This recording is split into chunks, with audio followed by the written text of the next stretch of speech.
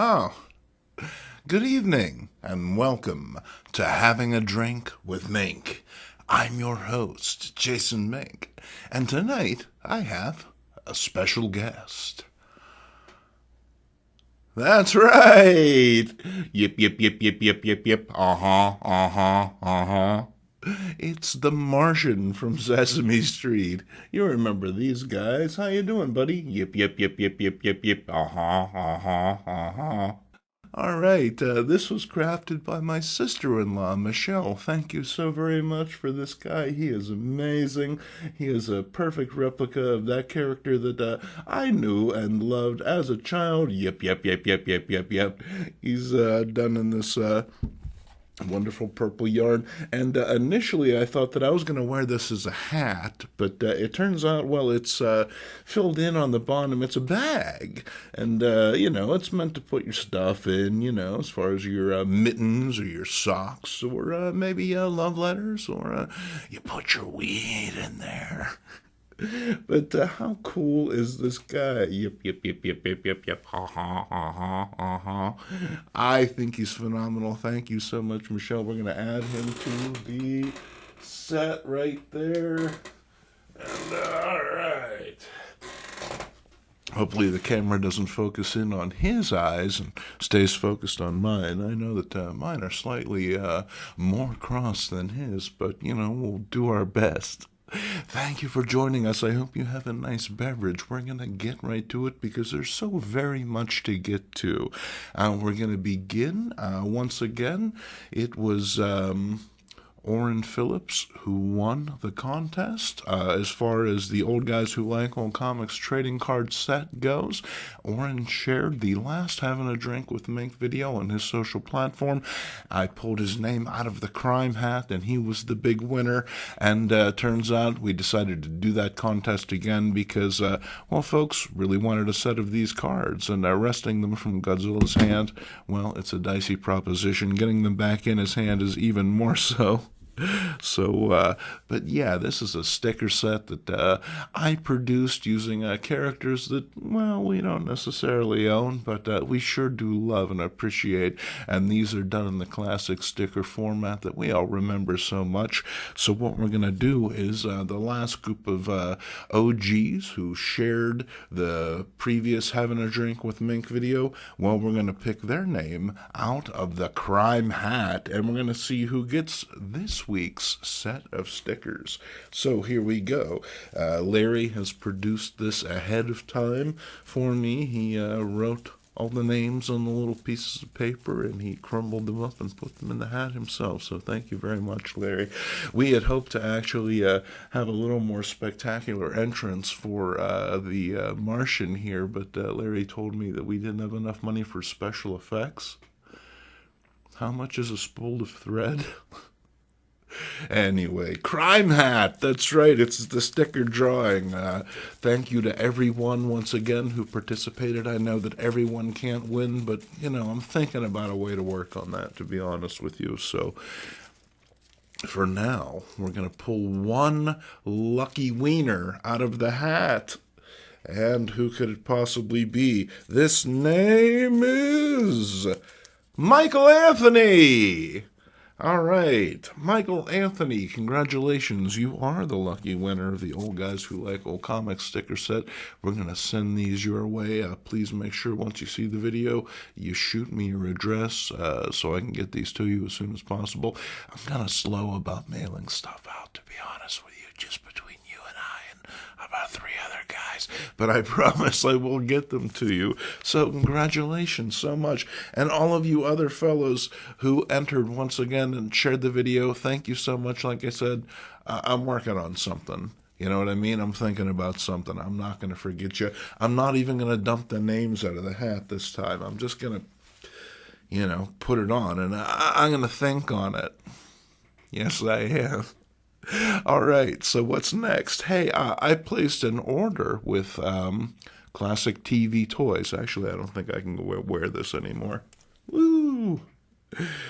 I thought on it, considerate thought on. I placed an order with Classic TV Toys in the past. You've seen me open these, and we got a nice little envelope right here. Now, ordinarily, I would employ Stabby Joe, and he would do a phenomenal job, but you know what? It's just an envelope, quite honestly, and so I thought that maybe we would pass this one on to a relative of his. This is Sir Basil Snippington, and Sir Basil's going to help us out tonight. Thank you so much, Stabby Joe, for giving Sir Basil his opportunity to get in here and make things happen.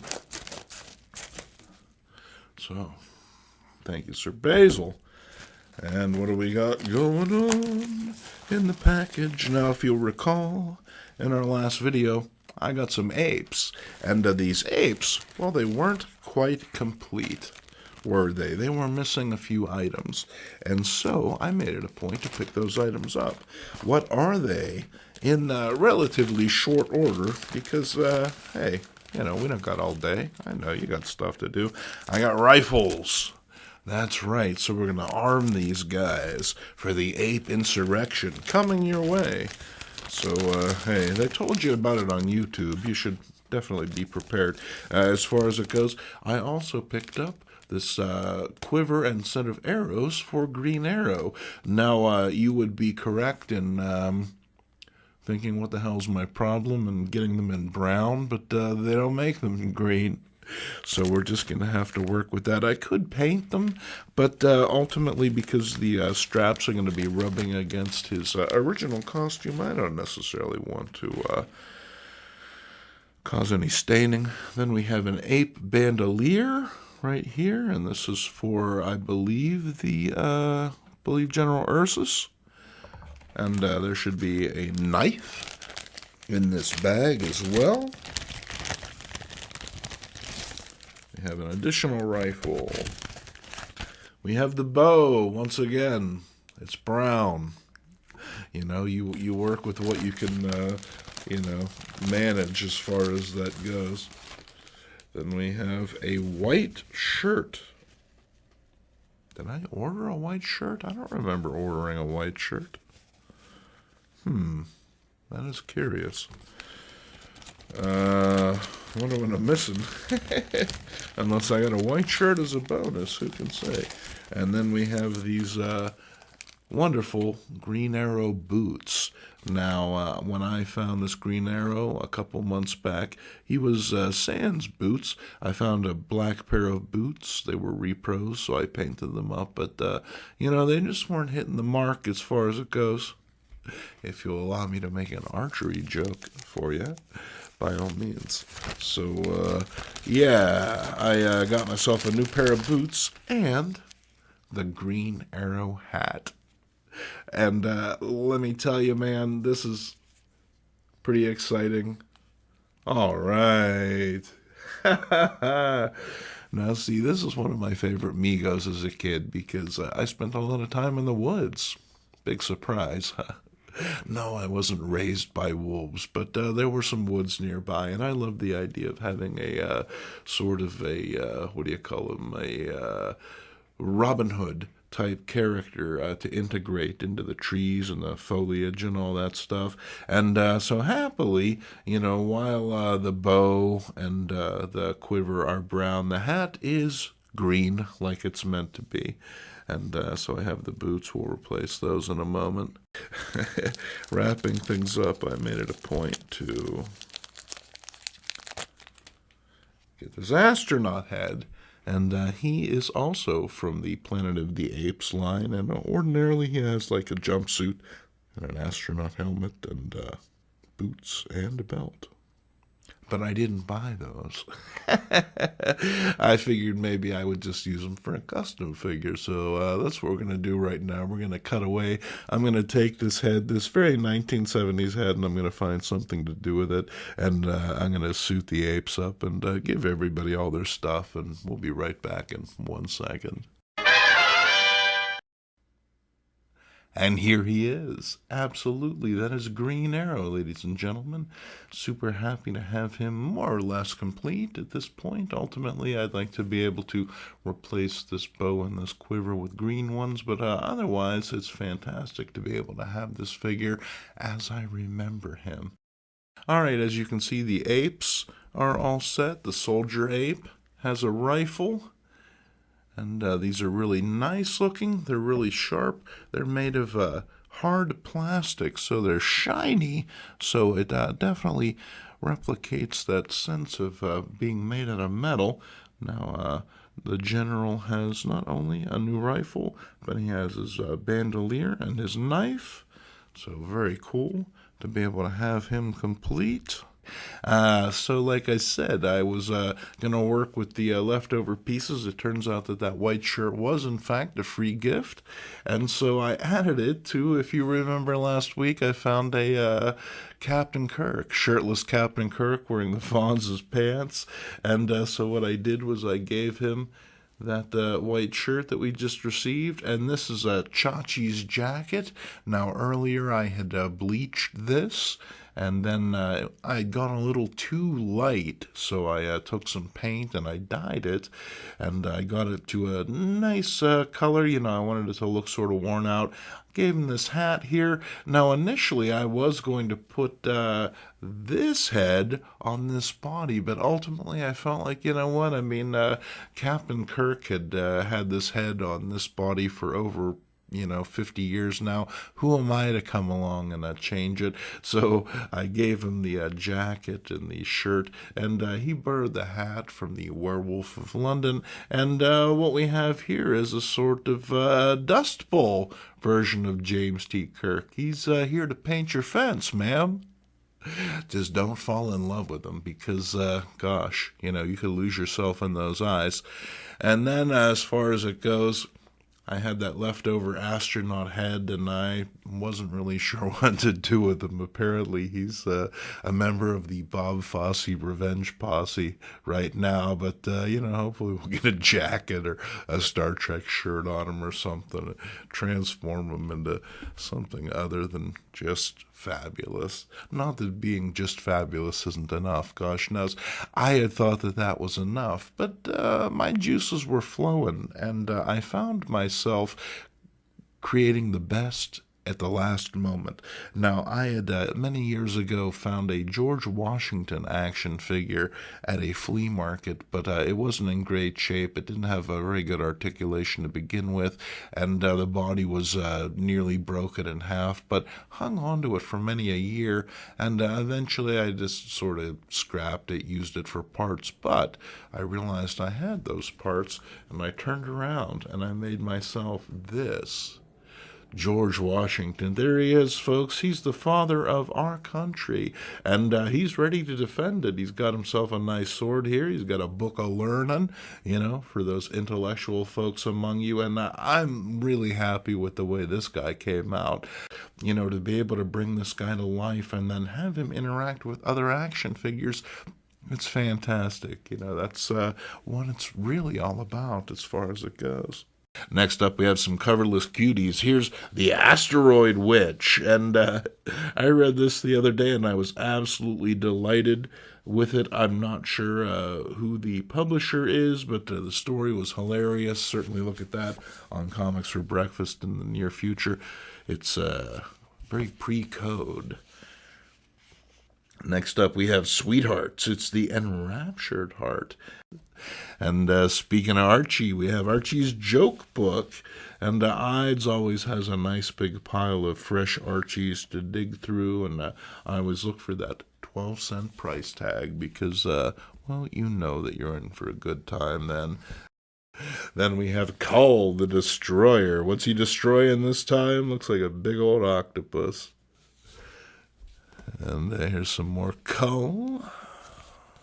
He's back.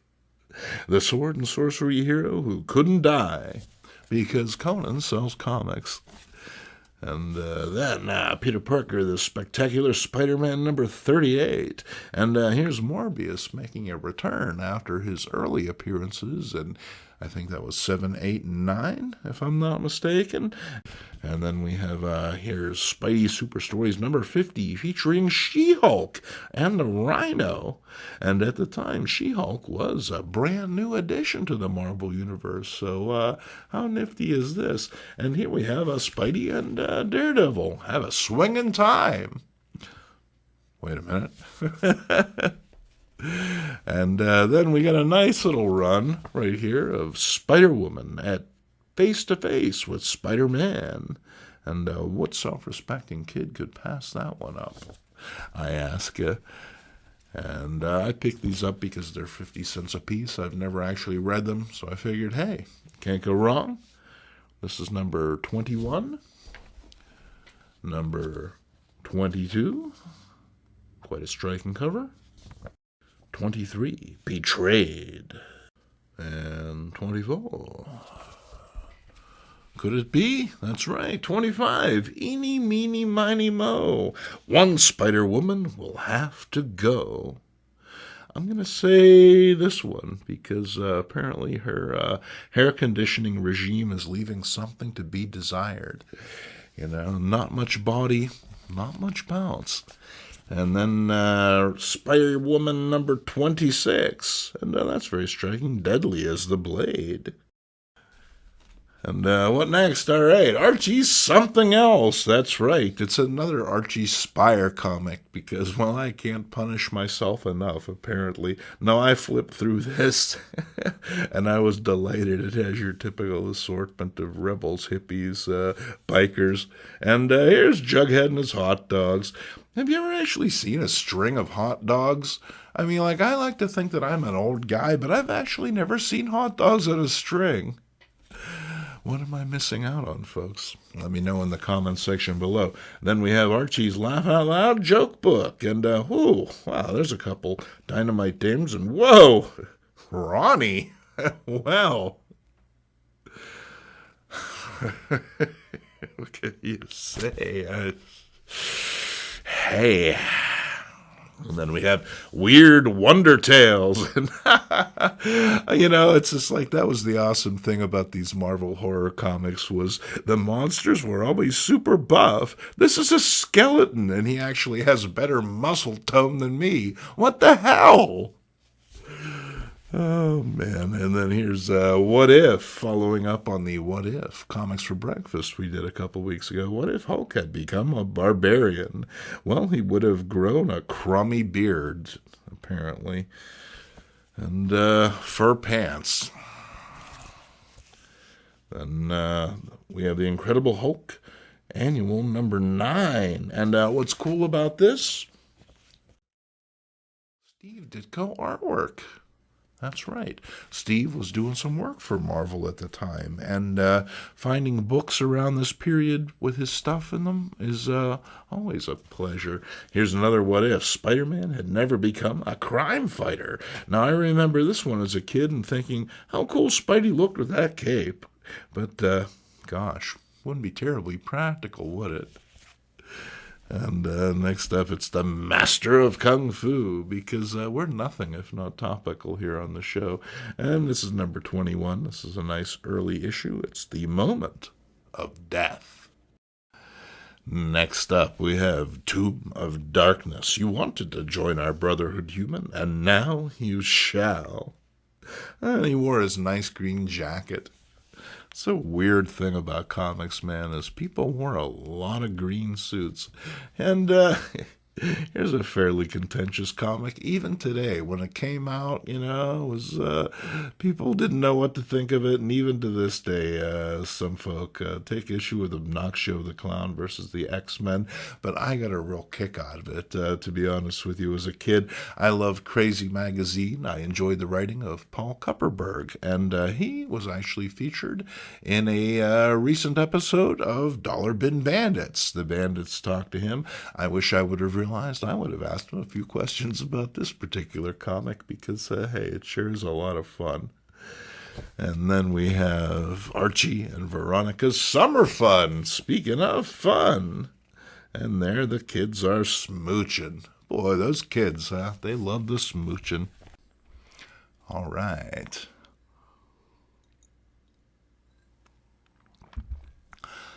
Next up, it's Archie's Jokes. It's the Archie's Giant Size magazine, number 22 in the Giant Size series, and thoroughly roached, but from 1963, how could I possibly pass it up for $1, no less?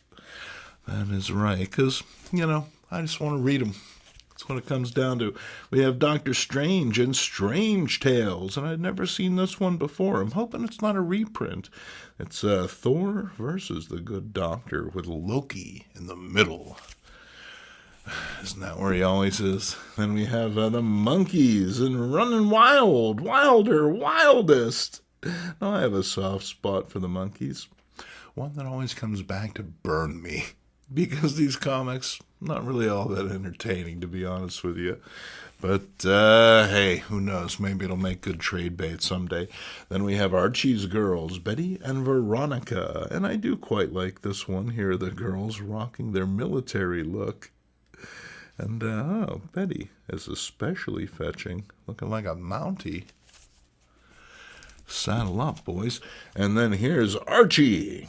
Number 150, we just arrived, and Archie already has the ball rolling. And, man alive, I'm thinking Veronica had these girls rubbed out, because I don't recognize any of them. They were seen once at the bowling alley and never seen again. And then, I'm going to wrap things up on the Archie front. I know, you guys indulge me so much. Here is Laugh number 77. This is a 10 center, and it's pretty roached, but what can I say? I just couldn't resist. The trouble with men is that they're all conceited. I don't know, Ronnie. I'm not. And, wow, that's some pretty unwholesome looking ocean right there. I think the Relea is rising. The stars are right, folks. And wrapping things up, while I'll never own a copy of Amazing Spider-Man number 1, it is within my purview to acquire Spidey Super Stories number 1. Marvel Comics and the Electric Company present Spidey's first easy-to-read big issue. And hey, why not? Now, when this first came out, I was already well into Marvel Tales, so to me this read for the kiddies, but ultimately picking up a copy now, well, it gives me that nostalgia rush that I can't get enough of, quite honestly. And hey, if there's a chance that Crank is in here, well, it's money well spent, isn't it?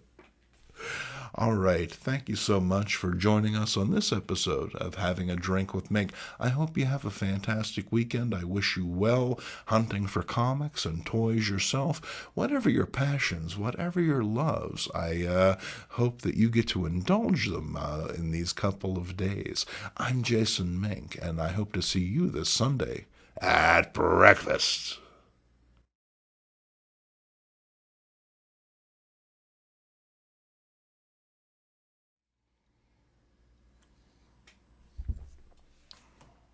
How's that?